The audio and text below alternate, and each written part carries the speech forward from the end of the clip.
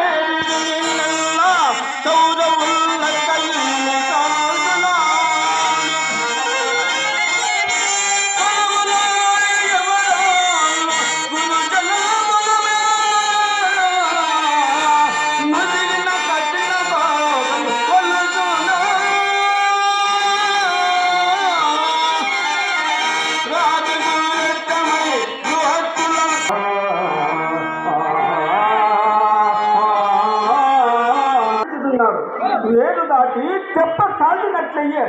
నీవు ఇంత కృతజ్ఞుడమని నేనెన్నడూ జరగను భర్త. నీవు అనేక ఉపకారములు వచ్చి పాదములను కాపాడమాట నిజమే అని తలచి ఇప్పుడు మమ్మల్ని పిలిచిన కార్యమేమే. నేను కృతజ్ఞులమో కాదు జగమెరుగును. అట్లయినా నీవు ప్రస్తుతం విచారింపవలనే కానీ గత చేత బంధుల మేలనయ్యా. అందుచేతనే ఓ ధనుంజయ, నీకు ఒక ఇంకోపదేశం చెప్పేదను.